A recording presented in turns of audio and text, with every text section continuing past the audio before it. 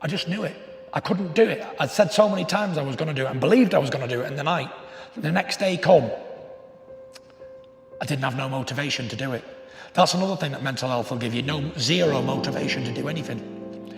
Zero motivation to have a shave, zero to brush your teeth, even have a shower, nothing. I wasn't given any confidence. I was always told that I couldn't do stuff and I'd never do anything, I'd never achieve anything. So that made me worse, basically. Every high, there's got to be an even high, a lower low. I believe every achievement that I do in life, there's got to be an almost certainty lower low. So the bigger the achievements, the lower the lulls go. What is the point in living? What am I living for? All right, I've won a belt. What does it mean? I said, I'm not interested. The belts mean nothing. World Championship means nothing. What does it all mean? What does being a world champion really mean? But what I was trying to say was, what does it all really mean when I'm not well on the inside? Exterior assets mean nothing if you can't control what's going on in the inside. And the thing about mental health is what's so special and different is that if a man's got a disease or a bad problem or he's handicapped or disabled, you can see it. But I can walk down the street, nobody can see in my mind. They don't know what I'm doing. I could be on the verge of suicide and you couldn't tell because you can't see in someone's mind. I was in a position of power. I had glory, fame, achievements, money, a family, all earthly assets that one could want. Money in the bank, but it meant nothing. So they couldn't understand why would this man feel like this. Everybody looking on the outside, oh, Tyson's got everything, he's done what he ever said he wanted to do. He's lived his dream, he's done everything. Why is it he's just an idiot? He's a attention seeker. Tried and tried and tried to act sensible and blank it out, but it didn't work. So until the end, I thought, all right, forget about it. I can't box anymore, I'm finished. I'm gonna go drinking. Because when I had a drink, it made the pain go away.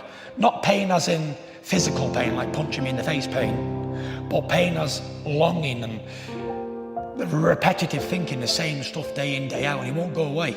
And the more I'm trying to think, right, I want to be positive, negative, negative, negative, negative. And everyone I was around was getting negative too because I was putting it on them. And I can bear witness that it does masks the pain while you're doing it. But when you wake up the next day, you're even more depressed than you started. Because whatever is in the alcohol puts you in a bad state afterwards. Like I say, every good high, there's got to be a good low. And whatever you do in life like that, if you suffer with mental health, you'll know where I'm coming from. And I just spiraled out of control. I didn't care. I didn't want to live. I'd lost the passion to live. So nothing meant anything. A boxing career, well, that was the last thing on my mind. Do you know, I just didn't care anymore. I didn't care what happened. Even when my promoters made me vacate all the belts, I didn't care. It was like, oh, you've worked all your life for this. You're not bothered, my wife would say. I'd say, no, I don't care if I had nothing. I don't care if I was dead. I don't care if I was living in the streets. This went on for 18 months, of me battling my own self every day, drinking, abusing my body, eating rubbish, taking drugs. I'd go out early in the day and I wouldn't come back till then. Well, I might go for 3 or 4 days. There was I ain't going out for a few beers and coming home. I was going out to try and kill myself with drink. Nothing mattered to me anymore. Everything that I cared dearly about and all my morals, I'd never took a drug in my life ever. Everything I stood for didn't matter anymore because I was going to die anyway and I was trying to kill myself. I was gaining 380, 390, 400 pounds and I was very unhealthy. I didn't fit in anything I owned anymore. It wasn't me anymore. I had 2 bodies. I had to get all new clothes. I was walking around in like fat man clothes. I was a state, I was a mess. And I couldn't help it. I was busting out of like 7XL clothing. Turning point was, I went out Halloween, dressed as a skeleton in a fancy dress party. I went out about 9 o'clock and I expected to stay out all night and get smashed. I had 1 drink. I looked around me and I thought, what am I doing?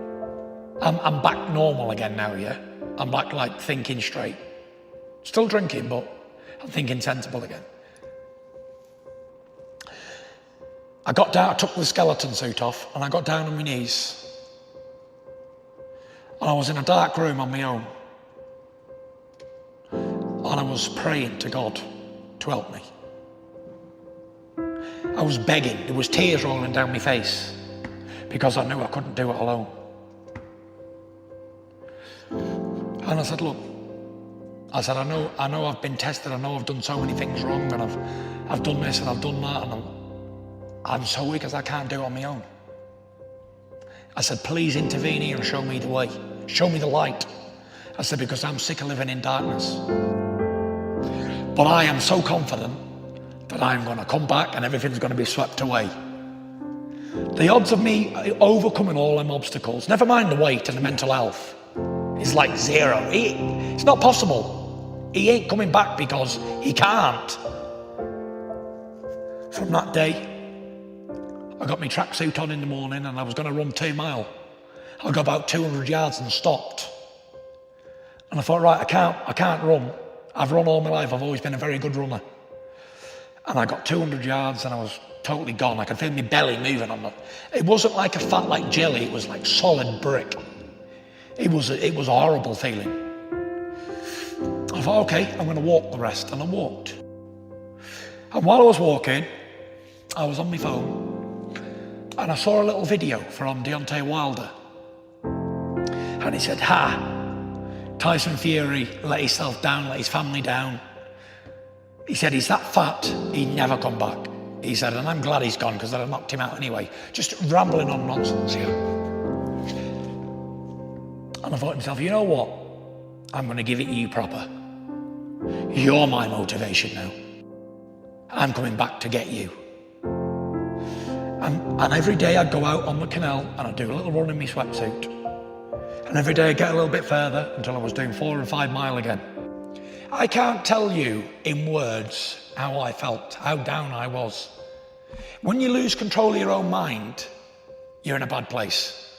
I was going through hell. I was being tortured by demons and devils on a daily basis. This is what I believe. I believe that God tested me. God gave me the world, but I rebelled against it and it didn't mean nothing to me. I didn't want it when I had it. So he thought, right, I'll give you a little bit of pain here, taste this, wallop. And I believe that's what mental health is. I believe it could be a test, it could not be. I know it affects so many people in so many different ways. And it's a silent killer. It's almost like carbon monoxide poison. You can't smell it, you can't taste it, you can't feel it, but you die. So many people